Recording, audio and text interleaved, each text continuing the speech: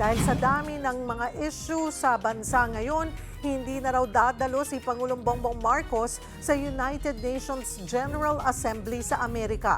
Para sa update, magbabalita live si Mobile Journal Julie Baiza. Julie. Cheryl, marami raw kailangang harapin si Pangulong Bongbong Marcos. Dahilan para hindi na nga dumalo, kanselahin ang pagdalo sa United Nations General Assembly sa Estados Unidos ayon sa palasyo. Sa press briefing sa Malacanang, ipinaliwanag ni Palace Press Officer Claire Castro na maraming kailangang harapin ng Pangulo, lalo na raw ngayon nakabubuo pa lamang ng Independent Commission for Infrastructure o ICI. Sa Biyernes nalilipad ang Pangulo pa Estados Unidos para sa pagdalo sa UNGA.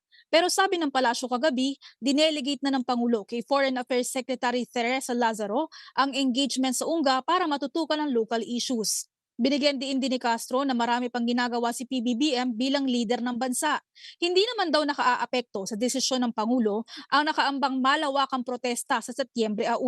Git ng palasyo, lagi namang mayroong protesta at mga demonstrasyon. Nilinaw din nila na sa gitna ng protesta, walang banta sa buhay ni PBBM. Sa katunayan, kaisa pangaraw ang Pangulo sa adhikain na labanan ng korupsyon. Sa kabilang banda, bukas naman ang palasyo sa isinusulong na i-institutionalize ang ICI. Wala raw problema kung makatutulong ito para palawak ang kakayahan ng komisyon. Cheryl, welcome din sa Malacanang ang panukalang nagnanais na mabigyan ng contempt powers ang ICI. Magandang hakbang na ito kung ibibigay ng mga mambabatas. Cheryl? Maraming salamat, Mobile Journal Julie Baiza.